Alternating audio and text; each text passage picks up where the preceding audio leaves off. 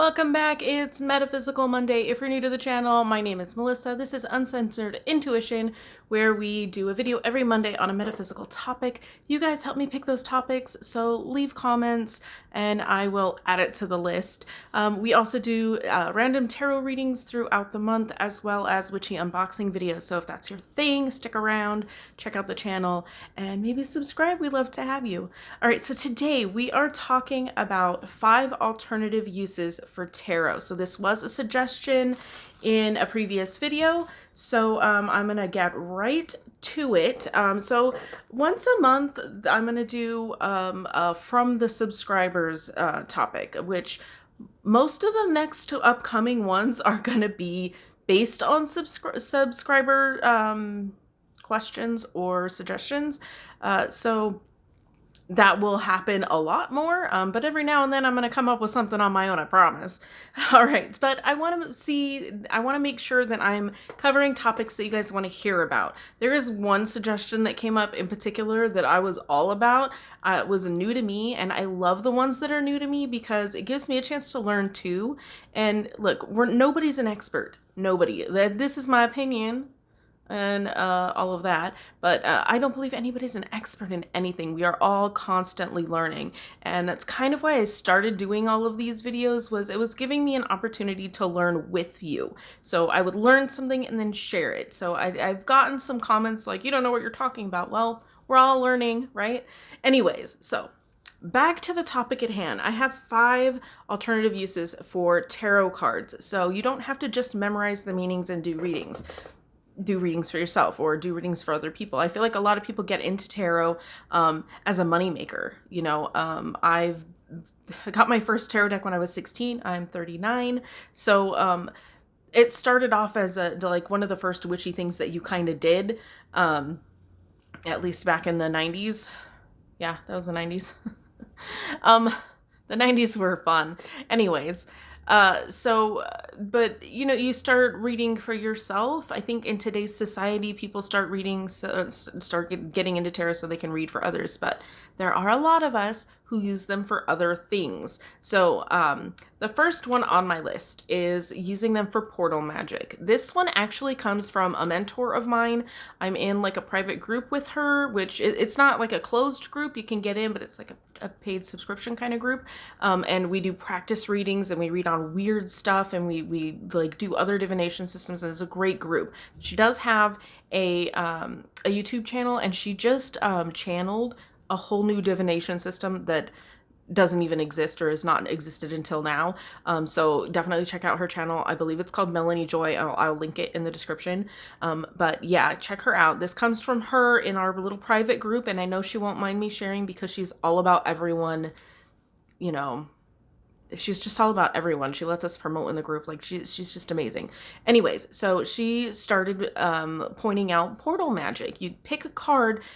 You don't just randomly pick a card. You choose a card based on its qualities and what you're trying to manifest. So you're using the tarot for manifestation, using a portal magic method. So I guess technically number 1 could be for manifestation, but there are other methods of using it for manifestation. So specifically, we're going to talk about portal magic. So you choose a card that embodies the energy that you're trying to manifest, whether it is a self-growth aspect that you want to develop or a material object. She, I believe, used it to manifest something having to do with like UTV, ATV. They had like a trail thing, and there was like a legal thing that was going on with it.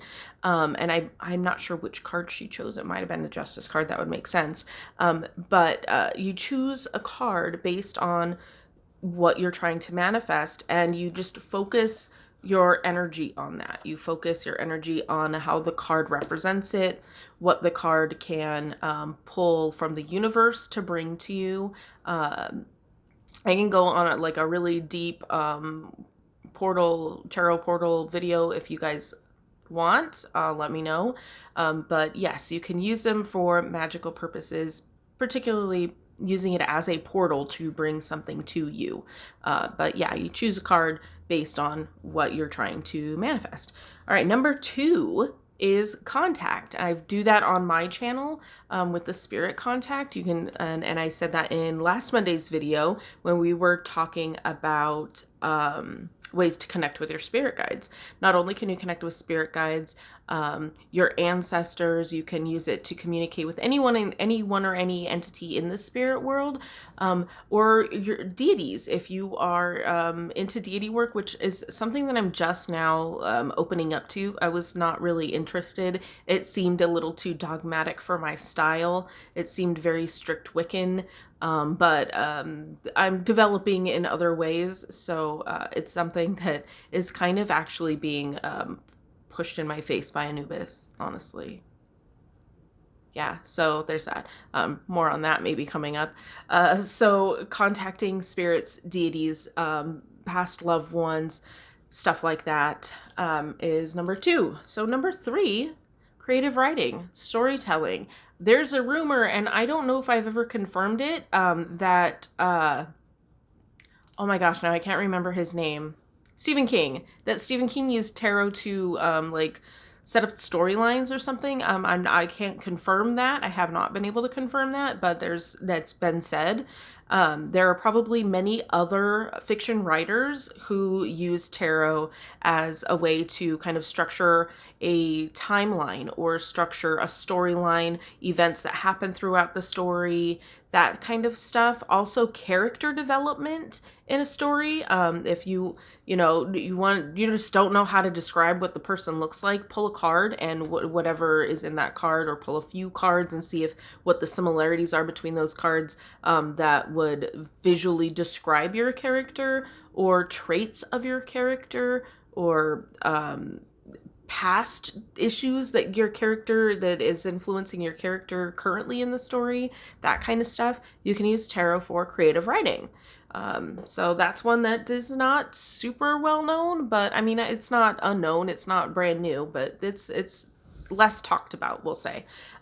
Number 4 is going to be for making decisions. There's plenty of tarot spreads that you can look up for making decisions. Lots, tons and tons. But specifically, to keep it simple, I pull 3 cards for if I choose this option and 3 cards if I choose that option. It's very similar to a relationship spread that I would do. What would happen? So you can do like any 3 card spread that you are familiar with. Like, what would happen if I did this? So you would have like, what would help me do this? What would block me from doing this? And what would the outcome be? Or something like that. And you do it for every option. So you doesn't have to be 2. If you have several options, you can do 3 cards for each option and then compare them across as well to see which one feels like the right fit for you. So you can use tarot to help you make decisions. Number 5, last but not least, interpreting dreams. This kind of goes along with using tarot to connect to your spirit guides.